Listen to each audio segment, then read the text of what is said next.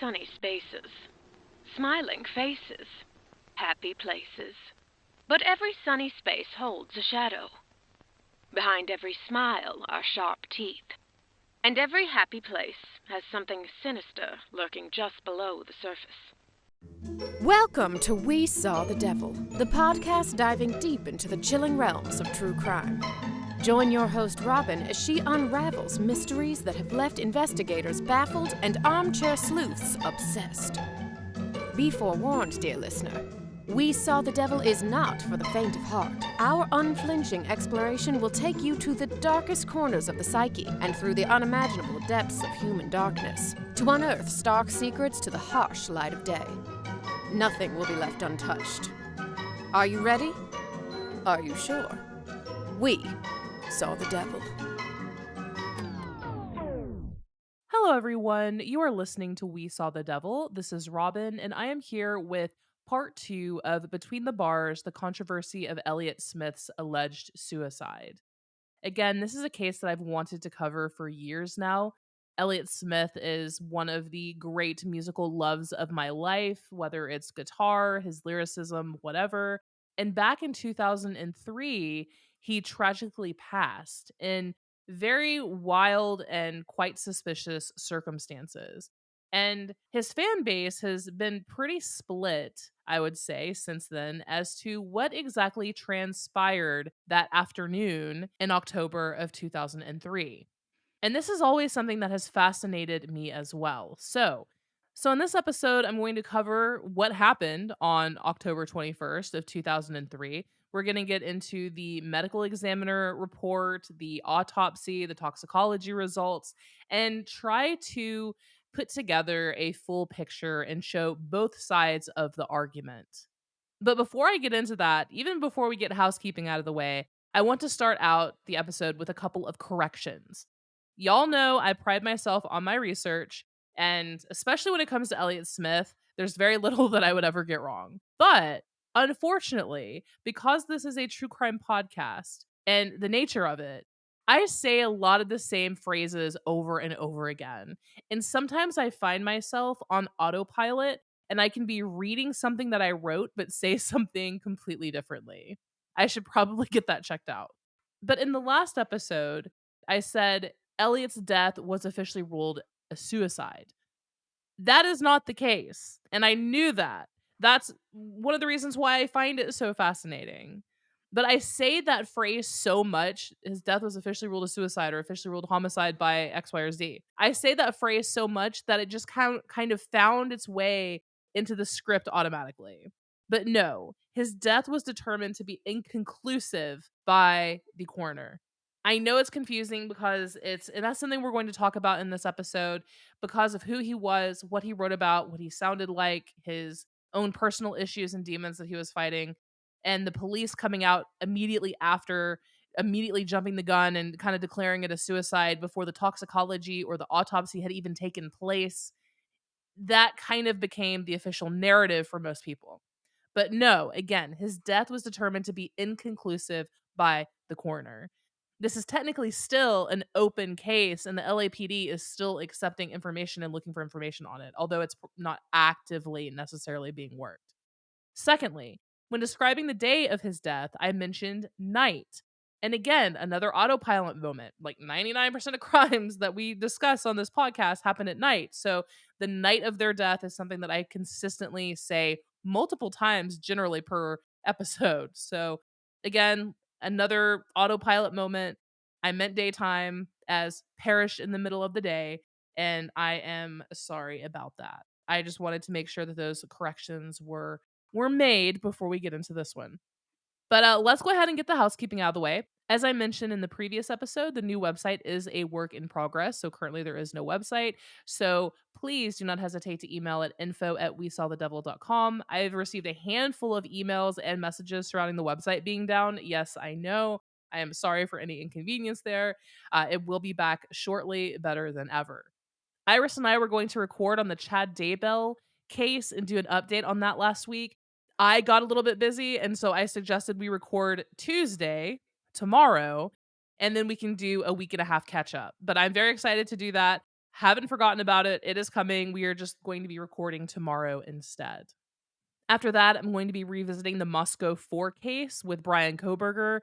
His alibi was released over the last week, and it's interesting to say the least. So, I would like to talk about that, why it's important, how it's potentially going to impact his defense, as well as the reaction from the Gonzalez family, which is very, very colorful.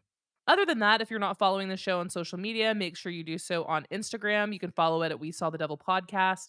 If you want to follow me, the food that I make, the animals that I have, and the music that I like, you can do that on Robin_WSTD. Alrighty, and let's go ahead and get into it. One thing that I wanted to point out, and I discussed this moment in the previous episode, was in early 2003 when Elliott was playing and some guy in the audience said, "Grow a backbone." And I didn't really think much of it after that. And then I was doom scrolling the other day and I came across a clip of Joe Rogan interviewing one of his friends. And the guy was like, "I was having such a downtime, and Joe, you were such a good friend. Like, we were driving in my car and I was listening to Elliott Smith, and you were like, 'What the fuck is this shit? Are you okay?'" And it got me thinking just how much just Elliott Smith as a whole and his sound, how he as a person was typecast. Everyone just saw him as kind of like the sad sack heroin addict. And that's not the totality of what Elliott Smith was.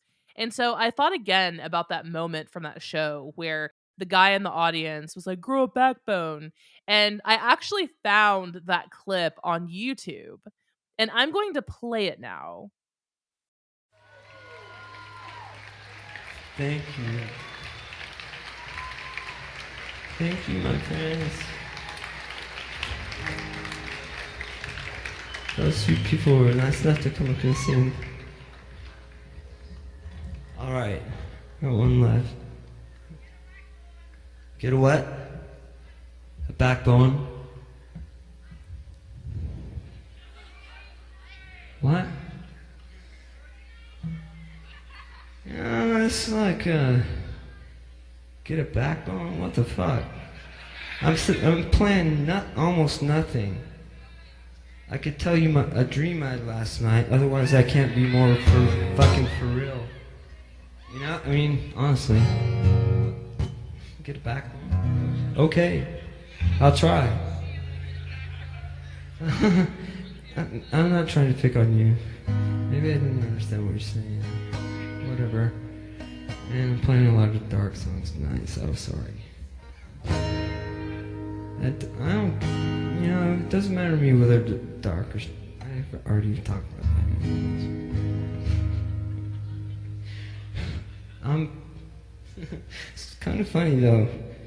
I'm playing them and I'm going, well, I'm very healthy now. So don't get bummed out. They're just songs. You're everybody's second home, always trying to get me alone. An easy way to lose. I think this moment in particular tells you everything you need to know about Elliott Smith. He was talented beyond belief. Obviously, you know, I've played clips, his lyricism is great. But as a person, he was so shy and also really kind. He really could be the world's sweetest little angel baby. And I think that that clip just kind of encapsulates everything that Elliott pretty much was. I ended the last episode in 2003 with Elliott being clean and living with his girlfriend, fellow musician Jennifer Chiba. And there's a common misconception by many that he was just some depressed drug fiend and junkie who got into a fight with Jennifer and killed himself in a drug fueled mania. And if there's anything that you glean from these episodes, let it be this. Elliott had attended rehab and successfully kicked heroin, other prescription drugs, as well as alcohol. He was only on his prescribed medications and taking just the prescribed amounts. He given up red meat, refined sugar, and was frequently seen at a local health food store buying food and supplements. He had started working on his next album. The week before his death, he reached out to a producer that he hadn't even spoken to in almost a year and asked him to work on his next album with him. But first, let's talk a little bit about Jennifer Chiba. Jennifer graduated from Loyola Marymount University with a master's in clinical art therapy. She claims that she has more than 15 years of experience in it. And she's also a licensed marriage and family therapist, getting her license first in 1995. If you want to look online and just literally just look up Jennifer Chiba, how about we Google that right now? Jennifer Chiba therapy. Very first thing that comes up is Ikimasho therapy. And you can see she is currently open if you want to find a therapist. She does online and virtual therapy. You can find her site right there. But she also worked as an art therapist at 5 Acres, which is located in Southern California. And it's basically a school for troubled children, children that were abused, delayed, in trouble, whatever. After Elliot got clean and out of rehab, he ended up moving in with her into the house on Lemoyne Street in Los Angeles. And she became a sort of force in his life. She ended up being super protective, controlling, protective, i.e., controlling of him, who could come back and talk to him. She controlled the backstage entirely. By all accounts, she separated and kind of isolated him away from his friends, both professional and personal. His friends could see her taking control and they were concerned, especially since Elliot had allegedly told one of his producer friends that Jennifer had chased him around with a knife the year before. Also, again, she played bass in a local LA band called the Warlocks, and then she also was in a couple other bands, but she was working on a single with her newer band when Elliot died. And also importantly, which I'm going to touch on in this episode as well, she did previously date before Elliot Weezer frontman Rivers Cuomo. They dated for, I believe, 3 years. And again, Weezer's biggest album was pretty much totally inspired by her. A lot of the songs are about her. That was a very serious relationship. If you ask around the LA music scene, and here's where I want to shout out a book. There's a book called A Question Mark, an investigation into the mysterious death of Elliott Smith. And it's by Alison Camus. And you can get it on Kindle. I got it, I think, for $4.99 or $5.99. You can also, for my Kindle, you can also buy a paperback copy of it as well. But it is the most incredibly well researched book I've seen on this. There are several books out there. Probably the other most well-known one is Torment Saint: The Life of Elliott Smith. That one's written by William Todd Schultz. But it doesn't really matter who it's written by. When it comes to Jennifer Chiba, her reputation precedes her. She pretty much to everyone is known as being an opportunist, manipulative, suicidal herself, a DUI, lost her license, bad fate, liar, cheater, abusive. Multiple people have allegedly said that she was obsessed with knives and violence. A couple people said that she actually gave off traits of histrionic personality disorder, which, woo, that is a doozy if you are unfamiliar. All I have to say about that is Courtney Love has histrionic personality disorder, if that tells you anything. Just the constant need for attention and for being the front and center. And typically behavior that knows no bounds in how to obtain that attention. So, Tuesday, October 21st, 2003. Here's the gist of what happened. According to Jennifer Chiba, as she was the sole witness and person present during this time, and then we're going to go through the official reports. Sometime likely around noon, Jennifer and Elliot were at their Lemoyne Street bungalow in the Echo Park section of LA.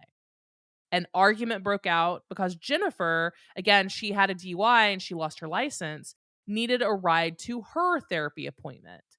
And I see a lot of people online shaming her for being a therapist who goes to therapy. As someone who has a lot of friends who are therapists, they're also in therapy. Like, they also have their own therapists. So it's a weird thing to get upset over, I think, but apparently everybody is. But they got into a fight. Unsure if Elliot didn't want to take her or what, but Jennifer needed a ride. They got into a fight over it. It got heated. Jennifer said she went into the bathroom and locked herself in there. She says she was in there for about 5 minutes. And there are some reports that she took a shower, that she took a 5-minute shower and came out, but she's changed her story multiple times.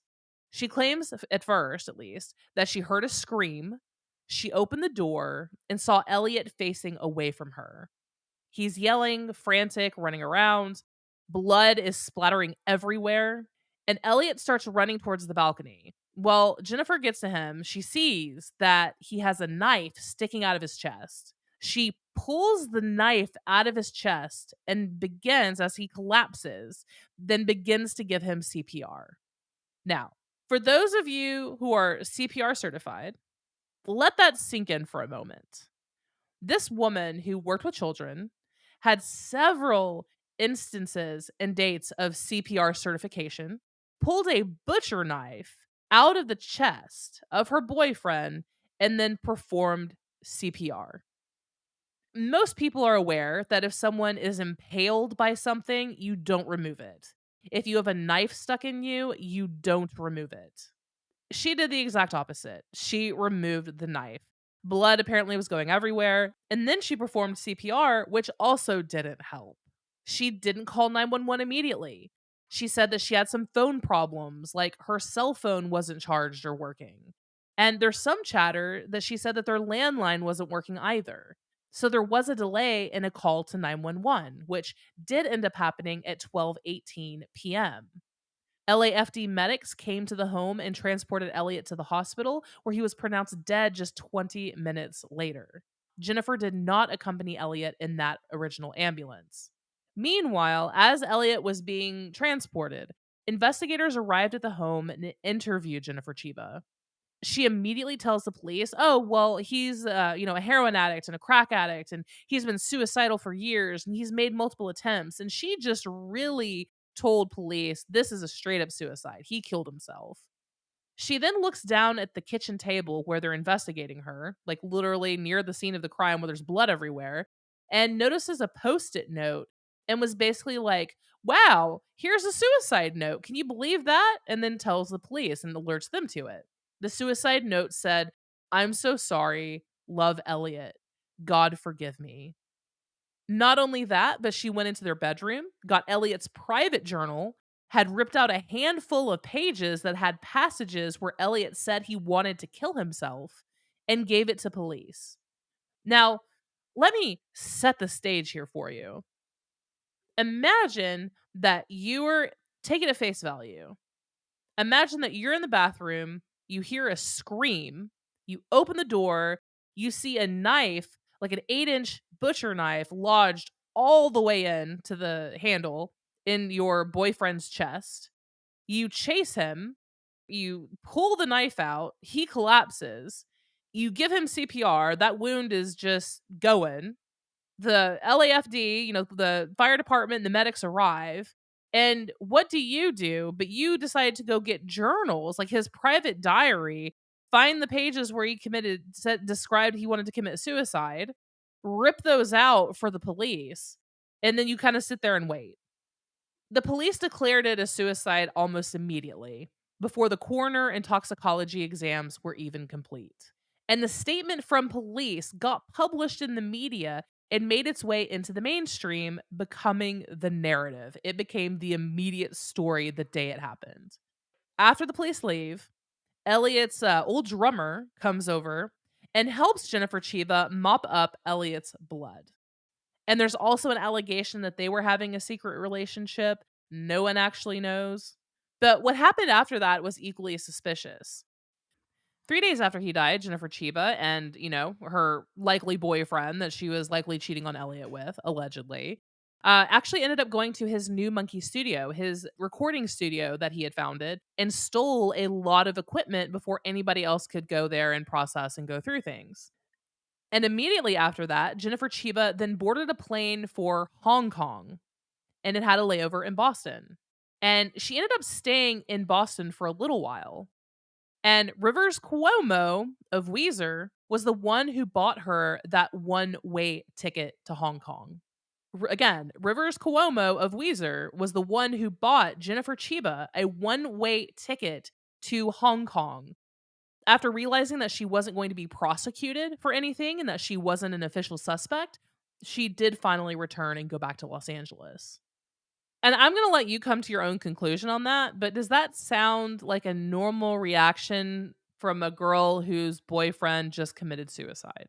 But I'm going to go ahead and read the witness statement, the County of Los Angeles Department of Coroner investigators narrative, as it were.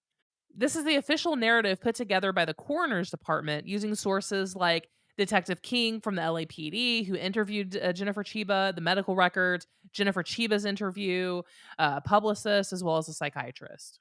So the very first piece says investigation. On 10/21/2003 at 11:55 p.m., Detective King of the LAPD placed a call to this office reporting the stabbing death of an adult male. The mode of death was believed to be a possible suicide versus homicide. The death occurred at a hospital facility on 10/21/03 at 1:36 p.m., and the decedent was transported to FSC on 10/22/03 at 11:30 a.m. It gives the location, 1857 and a half Lemoyne Street, Los Angeles. Witness statement. Detective King stated that on 10/21/03 at 12:18 p.m., a 911 call was placed requesting medical assistance at the above injury location. LAFD paramedics arrived on scene and transported the decedent to the hospital emergency room where he was admitted with 2 stab wounds to the chest. He was pronounced shortly after arrival. Police officers and detectives learned that the decedent lived with his girlfriend, Jennifer, and that on the afternoon of 10/21/03 they were having an argument. Jennifer told police that she locked herself in the bathroom during this argument, and when she came out of the bathroom, she found the decedent with a knife in his chest. She pulled the knife out of his chest and called 911. Detectives were able to recover a suicide note, a journal writing, and the knife used in the stabbing from the scene. No further pertinent information is available at this time. Detectives believe that this death is possibly suspicious. However, the circumstances are unclear at this time. Medical records indicate that on 10/21/03 at 1:10 p.m., the decedent was admitted to the above hospital emergency room with 2 stab wounds to the chest. He was diagnosed with 2 lacerations to the heart, which were surgically repaired. Despite medical intervention, the decedent coded and was pronounced by Dr. Kimbrell at 1:36 p.m. No further information is available. Jennifer stated that she has known the decedent for 4 years and has been dating him for over 1 year. She and the decedent were living together at the above injury address. On the afternoon of 10/21/03, she and the decedent were having an argument, and during the argument, Jennifer locked herself in the bathroom. While she was in the bathroom, she heard the decedent scream and she came out and found the decedent standing with his back to her. When he turned around, Jennifer saw a knife sticking out of his chest. The decedent was standing up, conscious, and gasping for breath. Jennifer pulled the knife out of the decedent's chest and saw 2 cuts on his chest. At this time, the decedent walked away and Jennifer followed him to where he collapsed. She called 911 immediately and performed citizen CPR and first aid with operator assistance until paramedics arrived. Once the decedent was taken to the hospital, police officers arrived and questioned Jennifer about this incident. During this questioning, she was seated at the kitchen table and noted for the first time a post it note that appeared to be a suicide note left by the decedent. Jennifer recognized the handwriting on the note as that of the decedent and had not seen the note before that moment. The knife the decedent used to stab himself was a regular kitchen knife that immediately prior to this incident had been sitting out on a cutting board in the kitchen. Jennifer further stated the decedent has suffered from depression all his life. He had a history of multiple narcotics addiction, heroin and crack, and alcohol abuse, although he had been clean for over 1 year. He engaged in self mutilating behavior and would burn himself with cigarettes. He has a history of 1 possible suicide attempt, but unknown details, time frame, circumstances, and a consistent history of verbal suicidal ideations and planning. The decedent sought treatment for his depression from several psychiatrists and was being treated with multiple prescription drugs. Mrs. Eaker stated that she was the decedent's publicist and has worked with him since 1995. For the past several years, she and the decedent have not worked together, and only recently, in the last several months, have they begun to work together again. She does not know if the decedent has a history of suicide attempts or suicidal ideations, but did say that suicide was, quote, what he wrote about and that, quote, he referenced it in his songs. No further pertinent of information is available. Multiple attempts to reach Dr. Stanton have been met with negative results. Then it breaks down the scene description. The death occurred at the above hospital facility, therefore, no coroner personnel responded to the scene. A copy of the suicide note was provided to LAPD Detective King. The note was handwritten on a post it note and stated, "I'm so sorry. Love Elliott. God forgive me." The note is not dated. Now, it's also very, very important to note here that in this report, Elliott's name is spelled Elliot. It's misspelled. And because of this, there was a whole conspiracy theory out there that Elliott didn't write the note, that somebody else wrote the note. His suicide note was misspelled. There's no way. This is actually a typo in this report. Supposedly, even though a copy of the suicide note has not been seen or published, Elliott's name was spelled correctly in the original suicide note.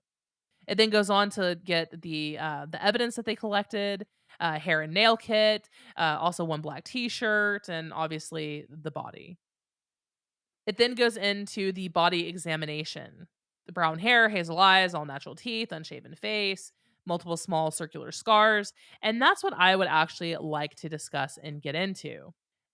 Elliot was still wearing his clothing. He had a t-shirt on when he decided to commit suicide. Now, I'm not going to ruin the book or do too much for you, but again, I am urging all of you to check out Alison Camus' book on Amazon. That's ALYSONCAMUS. It is an incredible read and so thoroughly researched. But she breaks down the percentages of how common suicide is, how common suicide by knife is to men and women, and why all of that is important is because you'll come to learn that there are several aberrations in this case. It just doesn't make sense and it doesn't follow the common methods of suicide and so forth. A very small number of suicides are done by stabbing, by knife and self-stabbing. Elliot was wearing his clothing. He was wearing his shirt. And in the very, very rare instances where people decide to unalive themselves by stabbing themselves, they generally take off their clothing if it's going to be an injury or wound located under what would typically be covered. A lot of people go for the wrists, the arms, the stomach as well, the abdomen, their throat, all of these places where there's no clothing covering it. It's open. Elliot was wearing t-shirt and had to stab himself twice through his clothing. It's also been widely reported that there were no hesitation wounds on his chest. He had 2 lacerations.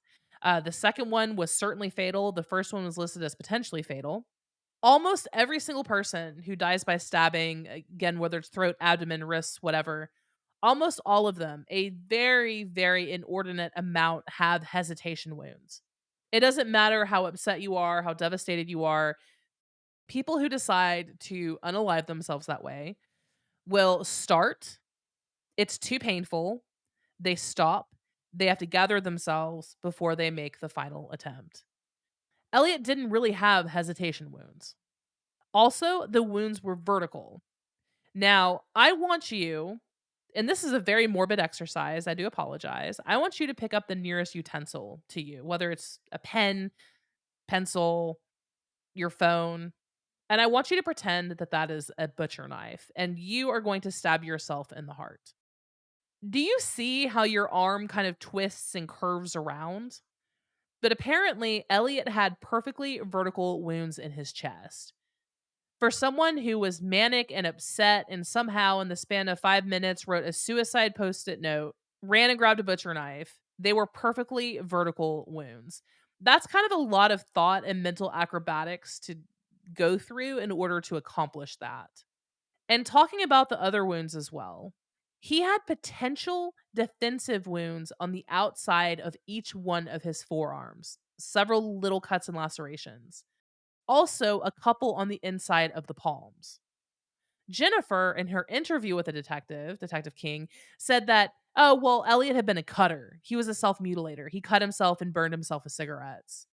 And that explanation was apparently adequate enough for the police. Then let's talk about her saying that he was running to the balcony and that she was afraid that he was going to jump off. Again, imagine that you've reached a point where you want to unalive yourself. Are you going to stab yourself once, which the first wound was potentially fatal, stab yourself again, which at that point goes through your sternum and enters your heart, also causes cartilage damage, and then you, as you can't breathe, as you're spewing blood, you run across your apartment to the back of the house to jump up and over a railing to kill yourself that way? Just think about that for a moment. I don't know about you, but my answer is probably not. If I'm going to stab myself twice fatally, I'm probably going to lay my fat ass right down where it happened and just wait for the final sleep. But in Jennifer Chiba's interview with detectives, she said that he was running and she took the knife out and he collapsed. And then that's when she was slipping and sliding in the blood and she was trying to give him CPR, which all of that is sus by itself, but that just does not make sense to me. Why would Elliott Smith be running? Why, if he knows that he's probably going to die, would he be running? He wouldn't have the ability to breathe, to scream, to make a sound, to speak. It just makes no sense to me. That narrative just does not make sense. Also, when Jennifer called 911 and she said that she had performed, she had been performing CPR on Elliot. When detectives got there, she did not have any blood on her. Again, she did not have any blood on her.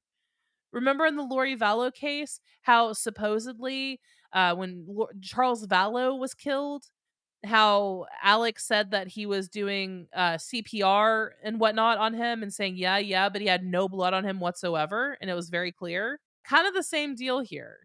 Not only does she not have any blood on her, but her hair was freshly wet. She's wearing clean clothes.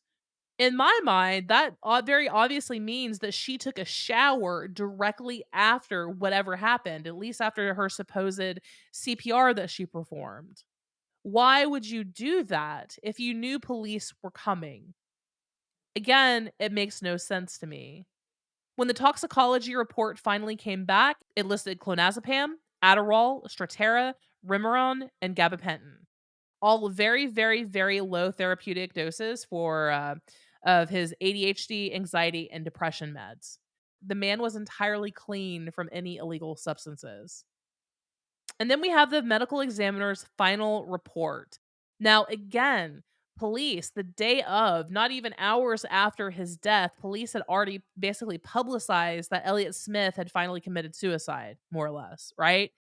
MTV, all the major news outlets reported Elliott Smith commit suicide before the toxicology or coroner's reports had even come out. So it became the accepted narrative. 2.5 months later, on January 6th of 2004, the medical examiner's final report came out. And this is what it said. Witnesses: Detectives King and Carrillo were present at the autopsy. Opinion: the cause of death is stab wounds to the chest. Each stab wound is considered fatal per se, since each entered the chest cavity. Additionally, there is a perforating wound to the heart associated with stab wound number 2. Toxicology test revealed no illicit substances. All medications were therapeutic or subtherapeutic.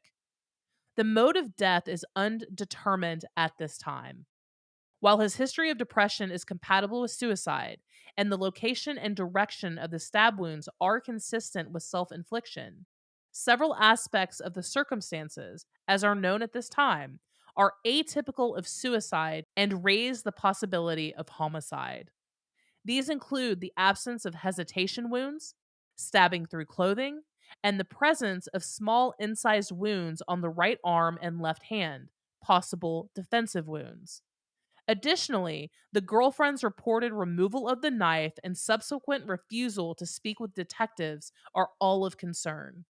Since a complete knowledge of the circumstances surrounding the stabbing is lacking, the mode will remain undetermined until such time as sufficient additional information becomes available. So, again, the medical examiner's final report says that It is inconclusive. The mode of death is undetermined. And Jennifer Chiba did become uncooperative with detectives. Even Detective King and Carrillo have both stated that she, after the initial interview, like she was gone. She was like, fuck this shit. I am out. I am going to steal everything that he has in the studio. I am going to have my boyfriend, Rivers Cuomo.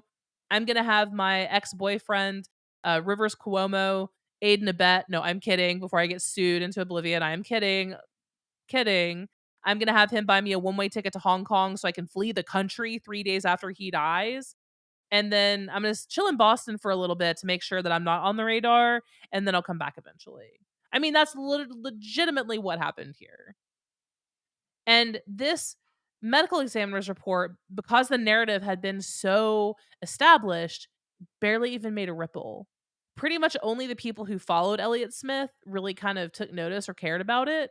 It just kind of went under the radar. But for the people who were following it, there are a lot of different theories out there as to what happened to Elliott Smith.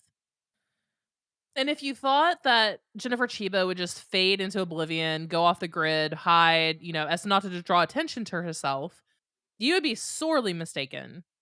She decided to sue Elliott Smith's estate, and particularly Marta Greenwald, who was the petitioner or the executor of his estate. Marta Greenwald was his stepmother. So, in essence, she decides to sue Elliott Smith's stepmother over his death. Now, we're going to get into this first lawsuit. I'm going to read this filing. On July 30th, 2004, Jennifer Chiba sued Marta Greenwald for breach of oral contract, declaratory relief, and constructive trust. The complaint alleged that Chiba and Smith entered into an oral agreement in August 2002. Chiba and Smith allegedly agreed to live together, cohabitate, and combine their efforts and earnings, share equally any and all property accumulated as a result of their efforts, whether individual or combined, and hold themselves out to the public as husband and wife. The complaint claimed Smith promised to provide for Chiba's, quote, financial needs and support for the rest of her life in exchange for her domestic services as his, quote, homemaker, housekeeper, cook, secretary, bookkeeper, and financial counselor, forgoing any independent career opportunities. In a separate paragraph, the complaint also alleged that Chiba had agreed to be Smith's manager and agent for the purposes of arranging and booking and scheduling his appearances for musical performances, and to carry out the preparation and production of his album in exchange for 15% of the proceeds earned and received. Chiba claimed that Greenwald breached this agreement by refusing to pay her for performing her contracted services. Chiba attached to this complaint a creditor's claim in excess of $1 million for the contracted services that she rendered to Smith for the proceeds from his compositions, performances, and albums. So to recap here, Elliott Smith dies suspiciously with 2 stab wounds to the heart. She goes to his studio and cleans out his recording equipment. She takes a lot of his belongings and stuff from the apartment that they shared. She hops on a one-way flight to Hong Kong, has a stayover in Boston for a little while. Eventually, when it's deemed that she's not going to be charged or prosecuted, she goes back to LA. Within a week of Elliott's death, she was already seen being affectionate and handsy with another guy.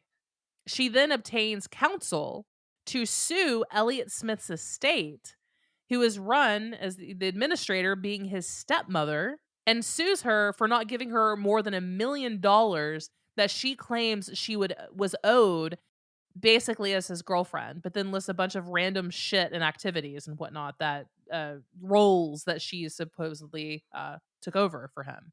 All of this based on an oral contract that Elliott supposedly made with her. So, a couple things. In this, she claims that she was in a romantic relationship with Elliott for over 3 years. Now, we know that's bullshit because when she was interviewed by detectives hours, not even hours after his death, she said that they had been in a relationship for less than 1 year, for about a year. But magically, in her lawsuit, that 1 year tripled into more than 3 years.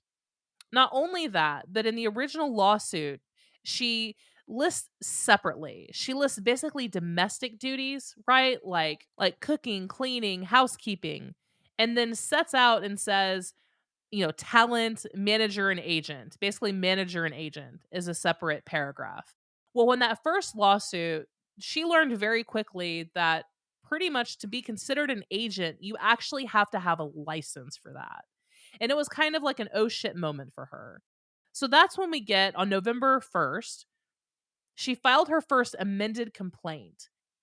2 years later, in April of 2006, she filed her second amended complaint, the operative complaint, which basically divided her agreement with Elliott into two separate parts: the cohabitation agreement and then the recording management agreement. So she basically said, here are two reasons why I'm owed this money. Number one, the cohabitation agreement, which basically consisted of her promise to Elliott Smith to be his homemaker, housekeeper, cook, all that list, foregoing any independent career opportunities. Where basically she said, I will do all of these things for you and forego a career of my own. She still claimed that Elliott agreed to provide for all of her financial needs and support for the rest of her life. The recording management agreement basically put out her making a promise to Smith to be his manager and agent for the purposes of arranging his booking and scheduling his appearances and to prepare and produce his albums. And she claims that Elliott agreed to give her 15% of the proceeds. So in that second amended complaint, she admits that she had not and was not licensed as a talent agency and was unaware that she even needed a license. And she also conceded that the fact that she did not have a talent agency license made that recording management agreement void and unenforceable. So she lost on that count. So with this second amendment, she basically says and admits, okay, I can't fight this. You're right. I didn't have a license. So I'm going to put all my eggs in the basket of the cohabitation agreement. I'm not going to get into the nitty gritty of the case, but just suffice it to say she lost. And Jennifer Chiba was not about to lose. She was very upset with that. So what does she decide to do? She decides to sue her own fucking attorneys. She sues Ron Gold and she accuses him of negligence, basically saying, my case was so airtight and you sucked and I lost because of you. And in her lawsuit against him, the prayer section, which wherefore Jennifer prays judgment against defendants as follows. There's 5 items of why she thinks that she should win. 1, Jennifer shall be awarded all damages, including future damages that she has sustained or will sustain as consequence of the acts complained of herein, subject to proof at trial. That Jennifer be awarded her costs, attorney's fees, and expenses in this action. That Jennifer be awarded prejudgment interest, that she be awarded exemplary and punitive damages, and that Jennifer have such other and further relief as the court may deem appropriate. And she demands a jury trial on all of these claims. So she lost her first one, and then she decided to sue her attorneys. In this second lawsuit, Jennifer Chiba made the claim that Marta Greenwald, that Elliott's stepmother, accused her of his murder. And all of these documents are online to see. Again, if you are looking for a lot of the documentation, go to Alison Camus' website, Justice for Elliott Smith. All of the original documents are quite literally scanned and uploaded on here. So you can see all of the lawsuits, top to bottom, the amendments, all of it. But it is wild. She quite literally says that Marta Greenwald, Elliott's stepmother, accused her of killing him. And the first lawsuit, it was basically they deemed that, she wasn't a licensed agent, so the estate didn't have to pay her anything. And then and then she sued her own attorneys as well. And there have been a lot of theories out there. And because of this, there are so many theories out there as to what could have happened to Elliott Smith. Did he commit suicide? Did Jennifer Chiba murder him? Did someone he could have owed drug money to come into the apartment in the span of 5 minutes, stab him to death, and write a suicide note on a post-it? It's my personal opinion that the math ain't mathin', that something suspicious occurred here. And that's primarily due to the various aberrations that are present in this case, between Elliott Smith supposedly stabbing himself through his clothing, to the lack of hesitation marks the presence of likely defensive wounds, the fact that this woman who had a master's in counseling, who had multiple CPR certifications performed, removed a butcher knife that was lodged like 7 inches into Elliott Smith's chest, into his heart, and then performed CPR on him, to her story changing multiple times as to what transpired that day in the apartment, to her likely showering after his death but before the police and paramedics came, to her changing her story about how long she and Elliot were romantically together, to her suing his stepmother, claiming that she and Elliot had been together for years and that he made a contract and the estate owed her $1 million, to her ex-boyfriend buying her a plane ticket the week of his death out of the country to Hong Kong, a one-way ticket, mind you, to her staying elsewhere until she was off radar and then going back to LA. I definitely subscribe to Occam's razor view of pretty much everything. If you are really into true crime, you know that this is largely true. Occam's razor is basically a type of principle or philosophy. Say that a certain event has two possible explanations. The explanation that requires the fewest assumptions is usually correct. So, to me, in my opinion, that no one asked for, Elliot Smith's death leaves more questions than answers. I feel like in this case, if we were to apply Occam's razor here, that we would have to ignore the fact, again, for all the reasons I just listed, the clothing, the defensive wounds, lack of hesitation marks, her changing stories, the suspension of disbelief for all of those things to be true, right? The chance and the odds of this being just a straight up suicide, to me, the percentage possibility just gets so much lower with every new fact that you add to this. And that's just my humble opinion. And I know that it's hard when you deal with someone, a character, a human being like Elliot Smith, Mr. Misery himself, the most miserable man alive. Like, those are statements about him from the media. There's another book that was written about his death called Torment Saint: The Life of Elliot Smith by William Todd Schultz. And he, unlike Camus, believes that Elliot committed suicide. And he does make a point by saying, quote, some of his fans have spent so much psychological energy idealizing him that they can't find him guilty, so they have to find somebody else guilty of it. They can't accept that their hero has abandoned him. They can't accept that their hero has abandoned them. Obviously, I think that statement is it would be a point, except it is kind of also bullshit. The reason why myself and others love Elliott Smith so much is because he was brilliant. He was sensitive beyond words. He had the ability to describe the mundane and literally rip his heart out of his chest and put it into his music. That doesn't mean that we can't view him as the complex human being that he is, that he had suicidal ideation, that he had attempts. And not only that, too, but did you know that when an addict, a recovering addict, comes out of rehab, that the time that they are most susceptible to outbursts or, behaviors, suicides, things like that, is actually when they are sober and when they are clean, because they are, pardon my language, having to raw dog life without the coping mechanism that they once had. There are a lot of different elements in this case that fit the profile. And in my opinion, there are just enough, which, sorry, not gonna lie, there's a lot, that indicate that this should not have been decided and determined as a suicide as quickly as it was. And unfortunately, and Alison Camus in her book also took this to multiple forensic specialists and I believe district attorneys as well, just kind of getting their thoughts on it. And and because Jennifer Chiba was the only other person present that day, basically, unless she comes out having confessed to it at some point, there's absolutely no way that this case will ever have a different outcome. That she'll never be charged. You know, I mean, that's it, really.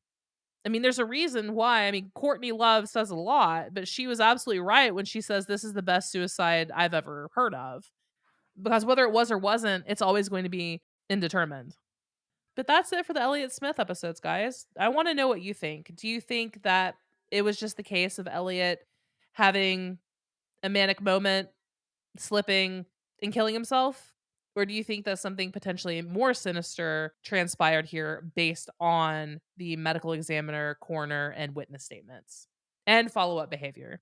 Would love to know your thoughts because a handful of you reached out and said and thanked me for bringing this up. None you hadn't heard of Elliott Smith before, or this case, as it were.